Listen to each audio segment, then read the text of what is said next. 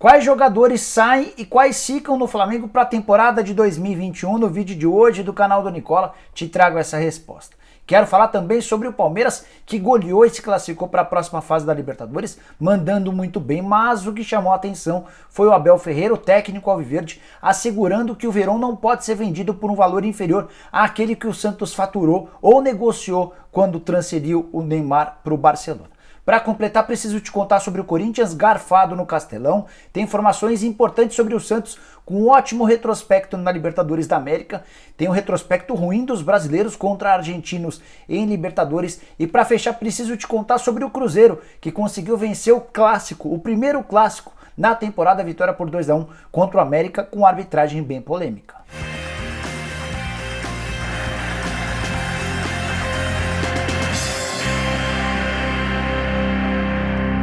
Fala aí pessoal, sou o Jorge Nicola, bem-vindos a mais um vídeo do canal. Para quem não me conhece, sou comentarista dos canais ESPN, tenho um blog no Yahoo e por aqui vou tentando manter você bem informado sobre as coisas do futebol.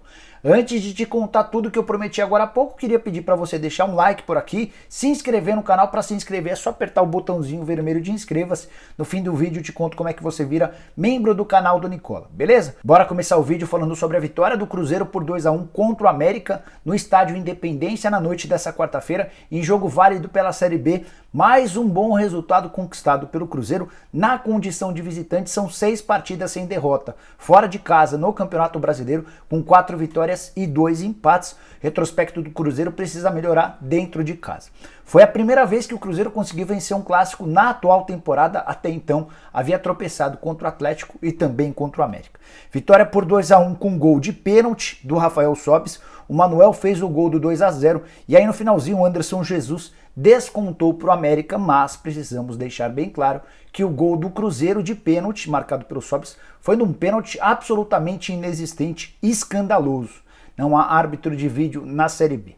Para completar, preciso te contar que o Cruzeiro, com esse resultado, está na 15ª colocação da Série B. São 7 pontos de vantagem para o Z4 e 10 pontos de desvantagem em relação ao G4. Já o América Mineiro segue na 2ª posição. Bora falar agora sobre o Santos, um dos brasileiros garantidos na próxima fase da Libertadores da América, nas quartas de final. Queria exatamente repercutir o excelente retrospecto do Peixe na principal competição sul-americana, um dos clubes brasileiros com melhor desempenho.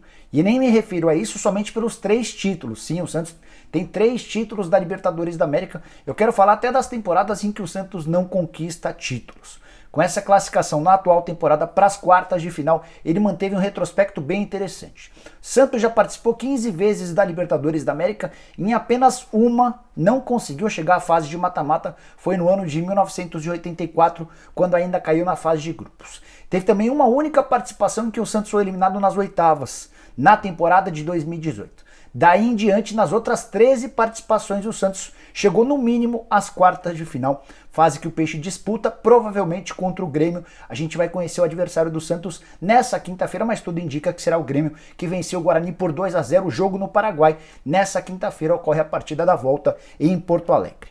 Além dos 3 títulos que eu já te contei em 62, 63 e 2011, o Santos ainda foi uma vez vice-campeão em 2003, foi 4 vezes semifinalista e mais 5 vezes, já contando com a atual temporada, chegou pelo menos às quartas de final.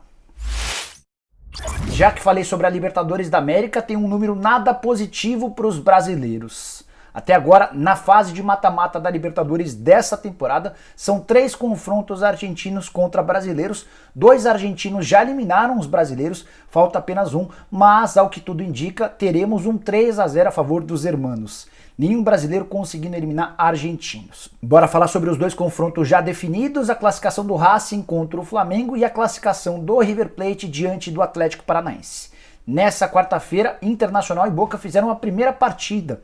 Na teoria, esse jogo teria acontecido na semana passada, mas por causa da morte do Maradona, o jogo de ida foi adiado para essa quarta-feira, volta somente na próxima quarta-feira. E o Boca conseguiu vencer o Inter no Beira-Rio por 1-0, gol de Tevez, que inclusive na comemoração homenageou o Maradona, até porque era o Tevez quem vestia a camisa 10, a camisa histórica de Diego Armando Maradona. A nota triste é que ele tomou o cartão amarelo por ter festejado tirando uma das camisas. Com a vitória, o Boca praticamente selou a sua classificação para a próxima fase, vai poder empatar por qualquer placar na partida de volta, só não pode perder por mais do que um gol de diferença ou por 2-1, 3-2, 4-3.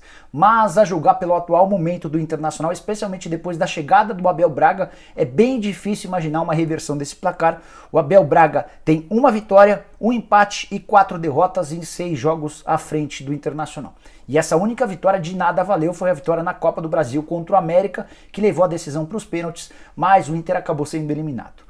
Abel, que chegou ao Inter e viu o Colorado ser eliminado da Copa do Brasil, a Libertadores está praticamente indo para o espaço e qualquer chance de título no Campeonato Brasileiro também se tornou um sonho muito distante. Para falar a verdade, nesse exato momento, o Inter tenta juntar forças para não deixar o G4, ao que tudo indica, vai ficar bem distante também de uma vaga da Libertadores da América. É incrível como o Internacional caiu desde a saída do Kudê e a chegada do Abel Braga. Bora falar sobre o único jogo do Brasileiro disputado nessa quarta-feira. A 24ª rodada foi aberta com um empate entre Fortaleza e Corinthians 0-0.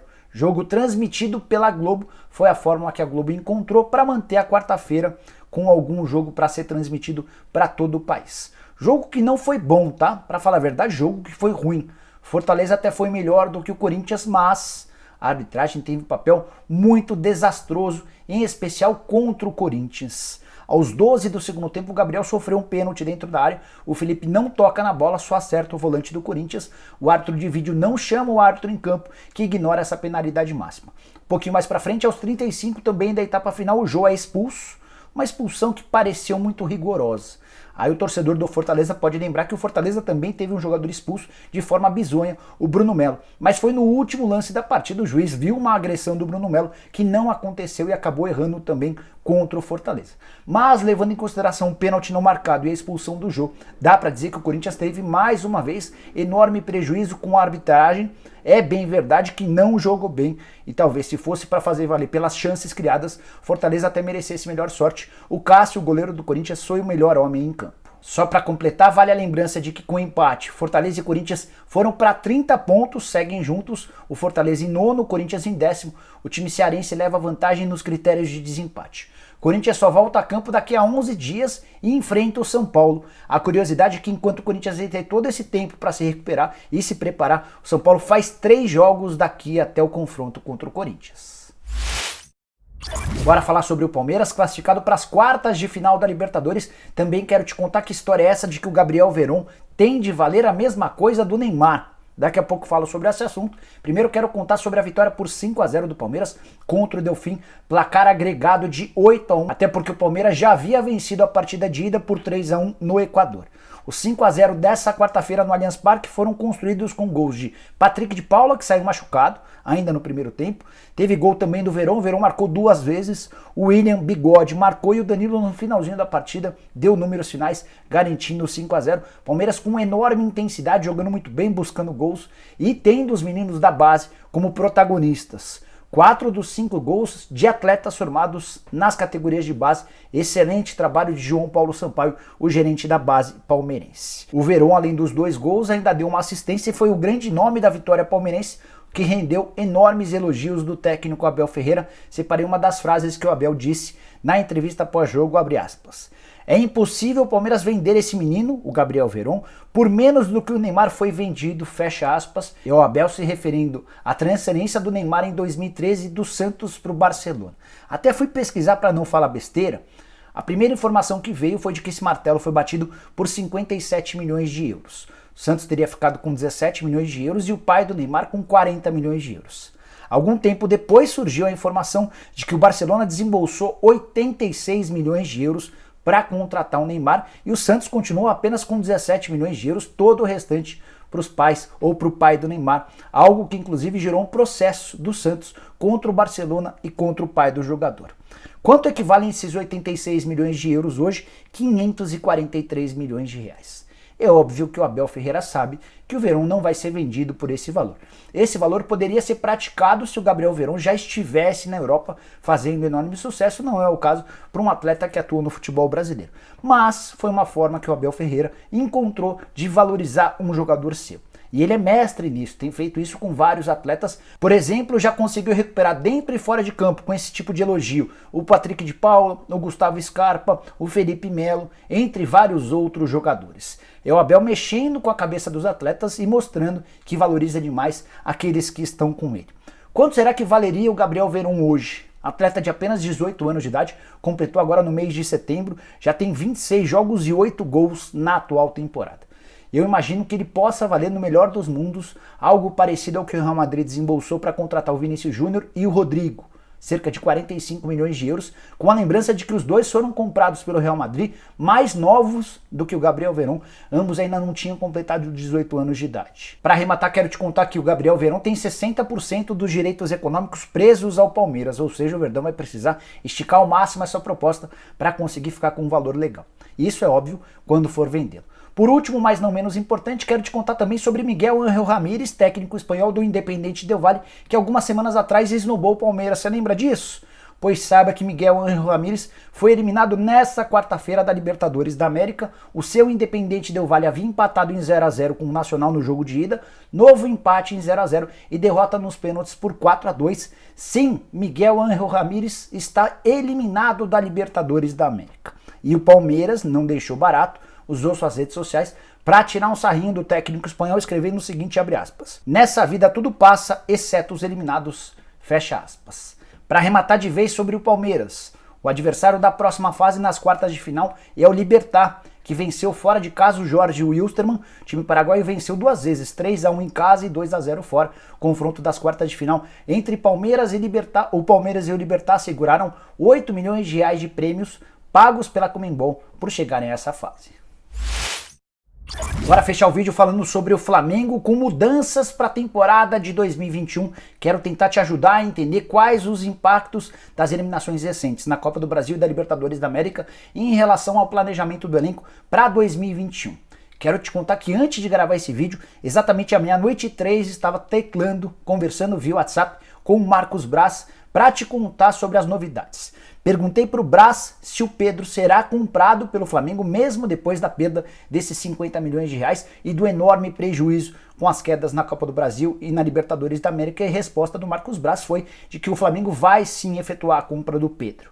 Nada foi alterado em relação ao Pedro, apesar de o Flamengo ter se enfiado numa baita enrascada financeira com as quedas precoces nas duas competições. 14 milhões de euros, esse é o valor que precisa ser investido na compra do Pedro, e a principal dificuldade é encontrar 2 milhões e 300 mil euros para a parcela que vence em janeiro. E a Fiorentina já deixou bem claro que não há outra hipótese de ficar com o Pedro, para que o Flamengo fique com o Pedro, que não o pagamento desses 2 milhões e 300 mil euros em janeiro. Na metade do ano tem mais 2 milhões e 300 mil euros. O grande problema é que o Flamengo tem uma série de outras contas para pagar nas próximas semanas. Tem a questão envolvendo o Domenech Torrent, a rescisão do contrato, algo na casa de 11 milhões e 400 mil reais. Tem dívidas antigas com o elenco referentes a bichos, prêmios, também direitos de imagem que precisam ser pagos nas próximas semanas, cerca de 10 milhões de reais. Tem a questão do Diego Alves, daqui a pouco eu falo sobre o Diego Alves. Tem a questão da perda de receitas do Campeonato Carioca, vale a lembrança de que o Flamengo enfrentou ou disputou o Campeonato Carioca sem a receita com a Globo por conta de uma briga interna. Isso sem contar na perda da bilheteria, do sócio-torcedor e de receitas com cotas de TV ao longo de toda a temporada. O que eu quero te dizer é que o Flamengo chega para essa reta final do ano com enormes problemas financeiros. E se o Marcos Braz está garantindo que o Pedro será comprado, para que isso ocorra, o Flamengo vai precisar vender pelo menos 2, 3, até 4 atletas nas próximas semanas. Vale a lembrança de que a janela no exterior reabre em janeiro, mas o Campeonato Brasileiro só termina em fevereiro. Serão 11 rodadas nesse período, entre janeiro e fevereiro.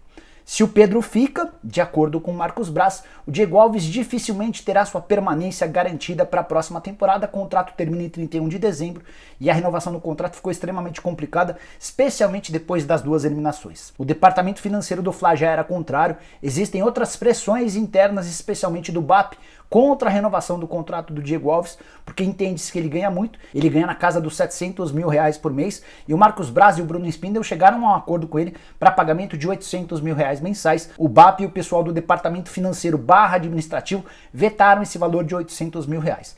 Então, nesse momento, a tendência é de que o Diego Alves não tenha seu contrato renovado e deixe o Flamengo nos próximos dias, exatamente no dia 31 de dezembro. Para completar, queria falar sobre o Pedro Rocha, que está por empréstimo até dezembro. O empresário dele, o Hamilton Bernard, te contei outro dia que conversei com ele, está fazendo todo o esforço do mundo junto ao Spartak Moscou para a prorrogação do empréstimo por mais 6 meses. Mas, nesse exato momento, o Flamengo entende que o investimento no Pedro Rocha, ainda que seja uma continuação do empréstimo, é um investimento que não vale a pena. O Pedro Rocha ganha um salário na casa dos 900 mil reais por mês e o Flamengo não está disposto a continuar bancando esse salário. Então, a menos que o Spartak Moscou ajude com o pagamento de boa parte dos vencimentos do Pedro Rocha, a tendência é que ele tenha o mesmo caminho do Diego Alves e não tenha seu contrato renovado para 2021. E só para completar, para que você possa entender um pouquinho da dificuldade financeira do Flamengo, existem várias compras feitas recentemente que terão vencimentos de parcelas em breve. Só para citar algumas, a mais cara de todas, a do Gabigol, comprado junto à Inter de Milão. Tem também o Léo Pereira, comprado do Atlético Paranaense. O Gabigol chegou por 16 milhões e meio de euros. O Léo Pereira chegou do Atlético Paranaense por 7 milhões de euros. O Michael foi comprado do Goiás por 7 milhões e meio de euros. Ainda tem o Gerson comprado da Roma por quase 12 milhões de euros.